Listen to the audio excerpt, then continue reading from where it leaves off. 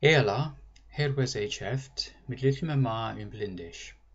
Today on thisum Shewtinga, guide to you in birth on a fakeness, on hewnis Lindishes to spellion. So with method to elde my Anglisher. Hi, it's Sammy again with a little more about Lindish. Today I'm going to talk to you about the structure and form of Lindish as compared to Old English. If you don't want to listen to why I reformed various things in Old English to create Lindish, then skip to my next video, which hopefully will be out next week. It's not yet part of my lessons in teaching Lindish, but rather for explanatory background information. It's purely for reference purposes only. I guess this video will be of more interest to current students of Old English. There's just one more explanatory video and I'll start my lessons for you. Those of you who are familiar with the history of Old English and Middle English will already know that Anglo-Saxon became influenced first by Old Norse, the language of the Vikings, and later by Norman French. There are a lot of borrowings from Latin too, especially in religious language. So with Lindish, I wanted to examine an alternative history, one where Anglo-Saxon was never influenced by Old Norse, Latin or Norman French. So what you're left with is pure Anglo-Saxon in theory.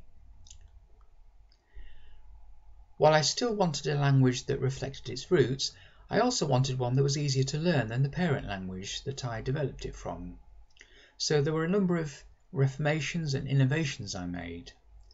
I guess the evolutionary stage Lindish represents is later Old English and early Middle English, though of course without the additions from Norse, French or Latin. Lindish represents what Old English might have become if it had never been influenced by Latin, Norse or French. The first innovation was that I got rid of all the genders. By the Middle English period, genders had more or less disappeared, and besides, they aren't really necessary. The only difference it makes grammatically is that you have to pay a little bit more attention to word order. The word order is not quite as fluid in Lindish as it is in Old English. I also regularised the case endings. In Old English, they weren't always logical, and you just had to learn boring tables of grammatical case endings and noun classes. I remember having to do this for German at school, and it was always a stumbling block for me. For example, in Old English there were 3 words for the: the, seo and that. In Lindish there's just one word, the. However, it still changes for each grammatical case. The in the nominative case, thona in the accusative case, thas in the genitive case, and tham in the dative. I've dropped the instrumental case, which would have been thu, and simply used the dative instead. Secondly, I regularised the spelling so that it would be easier to decipher and read, especially for beginners. In Old English you could spell a word however you liked, and students in Old English will attest to how frustrating this is when trying to find a word in the dictionary. For example, the word dygol, secret or mystery, could also be spelt dygol and degol. In Lindish, it's spelt only one way, digol. I also regularised the spelling because I wanted it to be easier for a beginner to figure out how to pronounce words. I've found people online really struggling to pronounce Old English, either speaking it far slower and in a more grandiose manner than it needs to be, or with greater force and aggression than it needs to be. In Lindish, each letter or combination of letters can only be pronounced one way, and each word can only be spelled one way. For example, the letter G could be pronounced in 3 different ways in Old English. In Lindish, each of those ways is spelled differently. The hard G is written with a plain G, just G on its own. The rough G, ch, is written with a G with a little apostrophe over it, and the soft G, y, is spelt in Lindish with a J. So in Lindish, the letter J is pronounced like a modern English Y. I obviously couldn't use the letter Y because that's already used in Old English as a vowel to spell the U sound. Thirdly, as you can see, I've introduced some new letters, again to make reading easier. Like Middle English, I introduced the K, also the V and the J. I felt the Q was unnecessary since the CW of Old English, which becomes KW in Lindish, quer, was more than adequate. Also, with the use of more accents over vowels, I've increased the number of written vowels so that I could precisely show how a word is to be pronounced in Lindish. Some new written vowels are a-chring, a-yebichid, e-yebichid, erthel, and erthel-ystrechid. Number 4. I regularised the grammar of verbs. In Old English, the preterite or simple past tense is often irregular and you just have to learn them. With Lindish, only the more common verbs retain their irregularity. Less common verbs are formed in a regular and more predictable way in the past tense. For example, the verb gaan, which means to go, is still irregular in Lindish. The present tense is ich ga, du gehst, he geth, we gath. In the simple past tense it becomes ich eode, I went, du eodest, you went, he eode, he went, we eodon, we went, which, like as you can see, it's completely irregular. It doesn't bear any relation to gaan.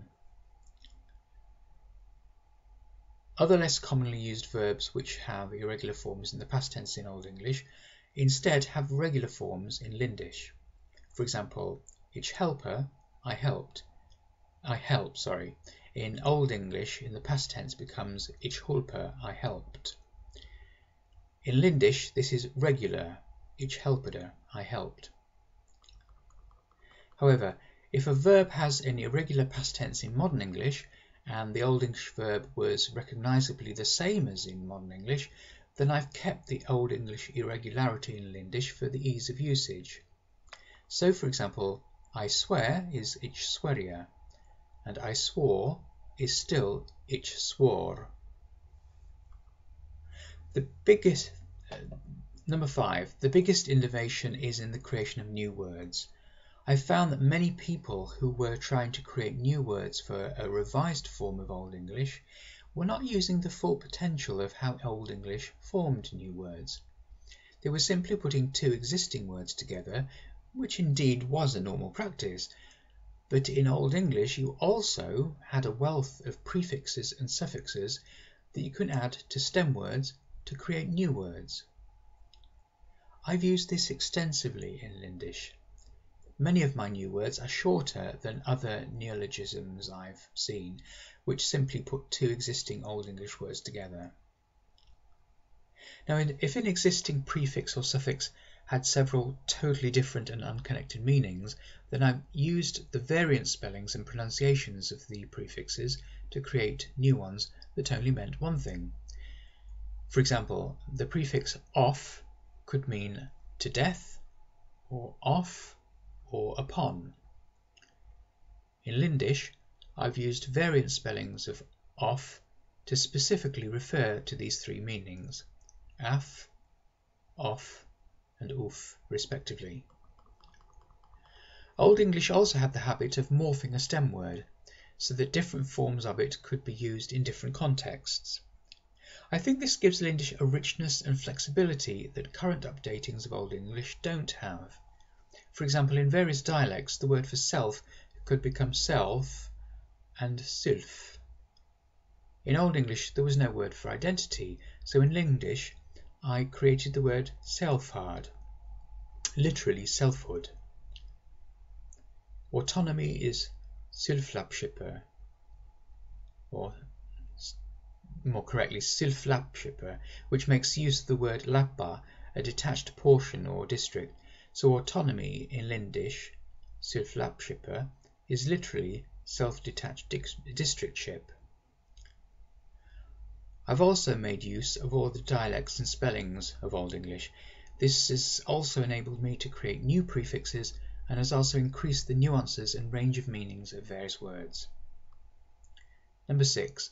For scientific and technological things, when inventing new words, I've tried to keep it Lindish, but if there's a foreign food, animal, plant, artifact that was entirely unknown in the Old English period, then rather than creating a constructed new word from two existing words, I've looked at what other Germanic languages have done. If they've taken the foreign word on board as is, then so have I, and I simply spelled the word using Lindish spelling. For example, the fruit mango, in Lindish it becomes mango, spelled M-A-N-G-G-O, or Ytstretchedakent or Macron. Old English had a vocabulary of about 20,000 words, and I've added several thousand new words to this for things that didn't exist in the Old English period. Number 7.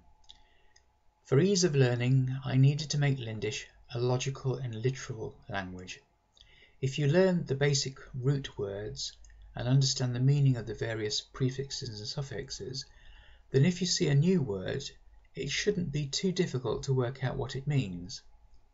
You often find in modern English slang words only have a logic to them that someone in the know would understand. With Lindish, I wanted to avoid this at all costs. I've also tried to keep the meanings of Old English words as much as possible. 99% of all Old English words still mean the same thing in Lindish. However, the parts of an Old English word sometimes, very occasionally, don't add up to a logical meaning. So I've gone with the more logical meaning in Lindish. For example, the Old English word lustfullicher literally means desirefully if you analyse its parts. So I've retained the Old English meanings of willingly and earnestly, but I've dropped the illogical meaning of studiously. So the Lindish word lustfullicher only means willingly or earnestly. Last of all, I have to repeat that Lindish is an invented language. It's not meant to be a representation of Old English as spoken in any time period or place. Sometimes the rules and pronunciations are different to that of Old English, and they're meant to be. They had to be in order to regularise the language. I've tried to keep Old English pronunciations as much as possible. I think if someone who only spoke Old English were to meet someone who only spoke Lindish, I actually think they would understand each other if they spoke slowly and kept to simple topics. That's it for today. Tomorrow, in my next video I'm going to tell you about the ABCD, the alphabet. Odd minam after Until my next video, take care and be well.